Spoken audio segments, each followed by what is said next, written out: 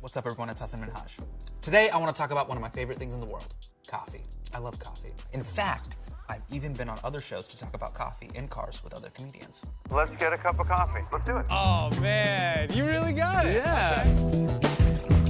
Okay. New York is the only city in the world where you'll see a person in African garb speaking an African language, a woman in Indian sari speaking Hindi, and people, tourists, will go up to the lady in the sari and go, "Do you know how I get to the J train?" J-Train is actually what he made me call him that entire episode. And I had to go by H-Bus, which is fucked up. America is obsessed with coffee.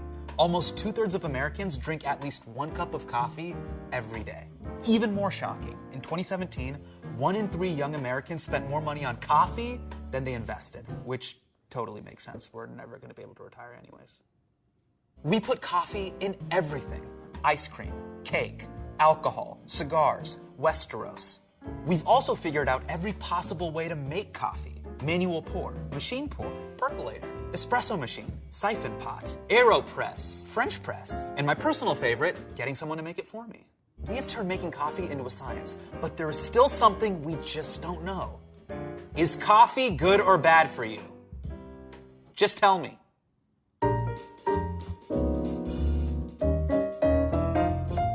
It's an eternal mystery. Like, what happens inside of a black hole? Or, why are all public toilet seats shaped like a horseshoe? Just finish the loop. Oh, it's my favorite part of the day, the re-up.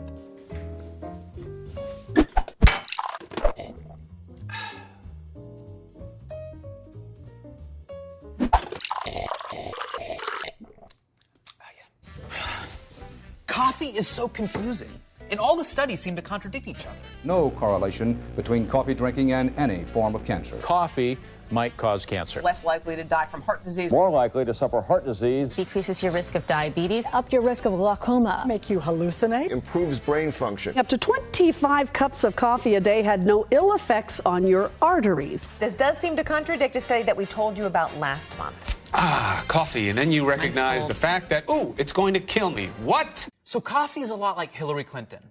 Depending on who you ask, it's either really good or it straight up kills people. This has been going on for decades, but there is a reason why we can't figure this out. So if I'm gonna go hard on this, I need a refill.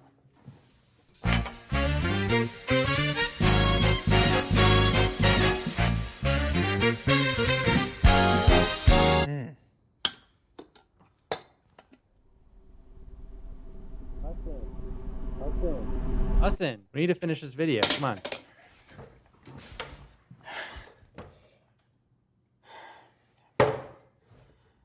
Back in 1991, when even scientists wore Doc Martens and flannels, the World Health Organization added coffee to its list of things possibly carcinogenic to humans. In recent years, studies have shown roasting coffee beans produces a chemical called acrylamide, which was found to increase the risk of cancer when given to rodents in high concentration. You would think if cancer is linked to one of the ingredients in coffee, it's gotta be bad for us. But it doesn't work that way, because the word linked is super vague. It's like the word involved. Right? You could be like, I'm involved in a relationship. And you're like, cool, good for you. Or, I'm involved in a murder. And you're like, oh shit, are you guilty? In a 2012 study, 50 common ingredients were selected from random recipes in a cookbook. And out of those 50 ingredients, more than 70% of them were linked to a higher or lower risk of cancer. To be fair, the cookbook was called The Joy of Cooking with Asbestos. Those same researchers also concluded that a lot of studies highlight implausibly large effects even though evidence is weak. So the big question is, why do so many researchers publish weak-ass studies? Well, I'm gonna tell you, but first, I need some coffee.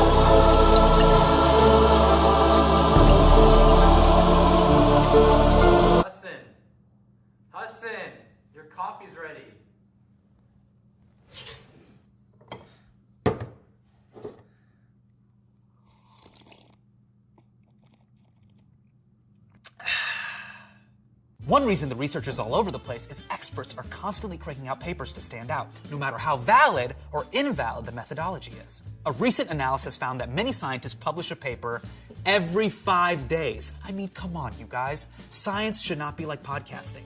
To pump out that many papers, experts can rely on something called data dredging, which sounds like what Elizabeth Holmes calls foreplay. Data dredging involves casting a wide net on your research and then creating a hypothesis that backs up whatever results you happen to find. It's like you have the stats and then you create your hypothesis after the fact. It's the opposite of science. I need more coffee.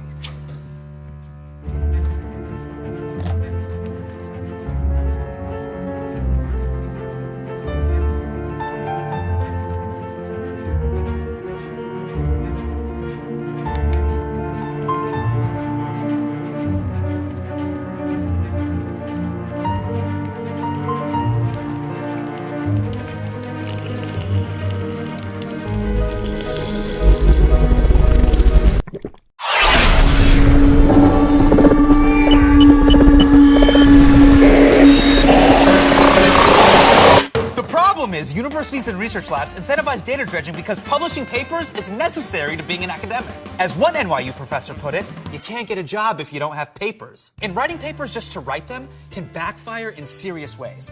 Take Dr. Brian Wansink, who looks like the generic stock photo of man with food. Last year, Dr. Wansink had to resign from Cornell University for misreporting research data. Wansink's research was so flimsy that the medical journal JAMA had to retract 6 of his papers for their lack of scientific validity. All of this happened after 7 other papers were retracted for similar reasons. Wansink even sent emails to his staff telling them to look for results that would, quote, go virally big time. Is that why we haven't found the cure for gingivitis? They're like, it won't trend. You know there's a problem when scientists have the same goal as teenagers on TikTok. Pretty soon they'll just be lip-syncing the study results. Shoddy research is why we're always buried in news stories about things like coffee. Thankfully, the research community is doing something about this, whether it's by sharing data to increase transparency or focusing on large randomized control trials. Look, we may never know if coffee is good or bad for us, but I do know one thing. It's fucking delicious, and I'm never gonna stop drinking it. But like many things in life, it's all about moderation.